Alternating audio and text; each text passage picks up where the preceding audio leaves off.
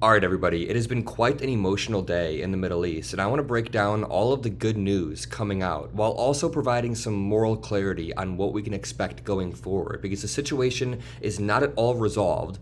No matter how much people want to claim the war is over, there are still a lot of steps that need to be taken to secure long-term peace, and I want to be very clear about that. But first, last night we saw the remaining 20 living hostages being captured and held in Gaza returned to Israel, to their families, and there were quite heartfelt scenes that I'll show you in just one moment. At the same time, over 1,900 Palestinian detainees being held in Israel were released back to Gaza to see their families. Emotional scenes on both sides as people saw their mothers in Israel for the first time. They never thought they would again. I mean, take a look at this right here. In this video, a 25-year-old hugs his mother, and his mother thought that she would never see him again.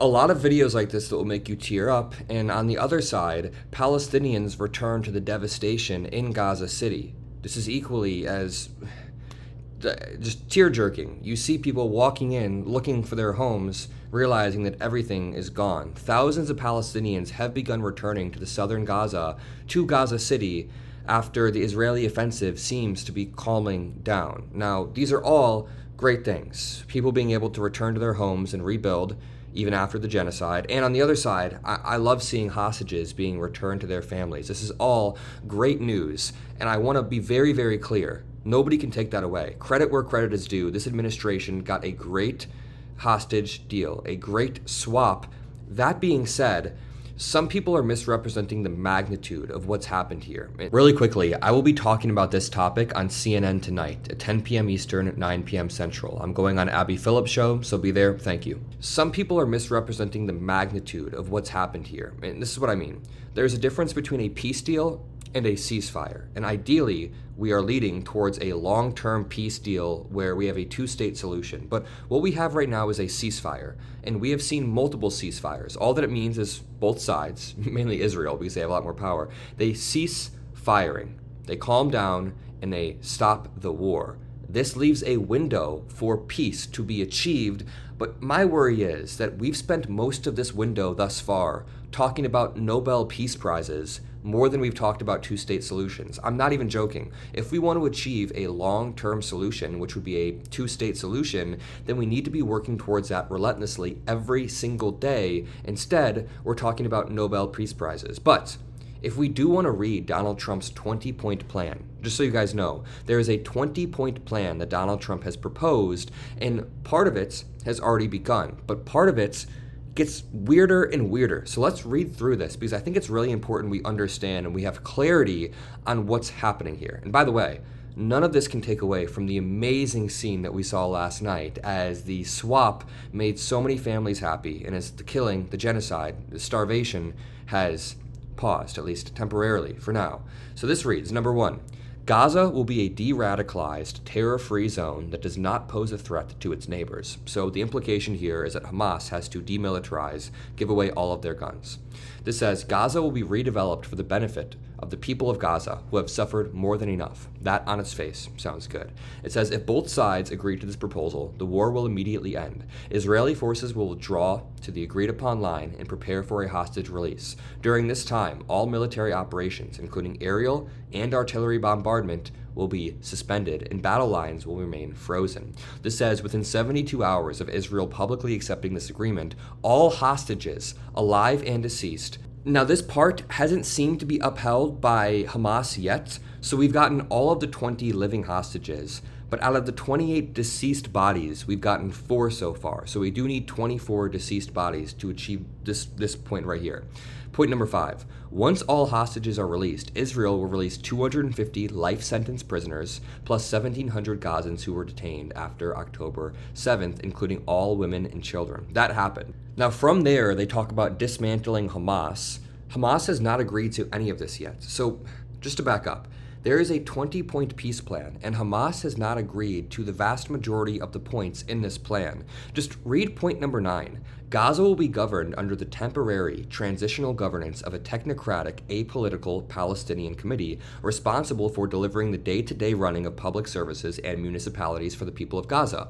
On its face, it's not bad. This committee will be made up of qualified Palestinians and international experts with oversight and supervision by a new international transnational body, the Board of Peace, which will be headed and chaired by President Donald J. Trump. They are essentially making Trump the de facto ruler of Gaza. Not directly.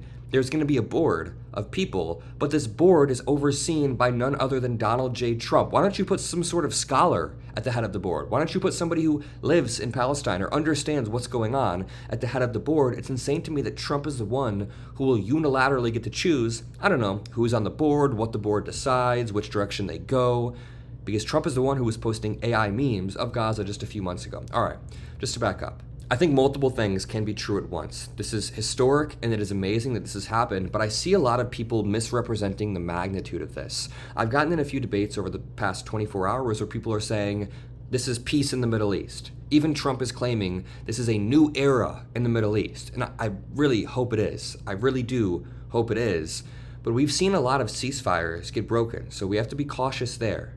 We also don't know if Hamas is going to agree to the rest of this plan, and many of the things that Hamas agreed to, they've agreed to before in some form or another. So we did a hostage swap under Biden.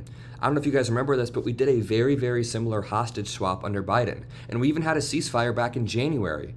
But that hostage swap led to nothing, and the ceasefire was immediately broken when Trump took office.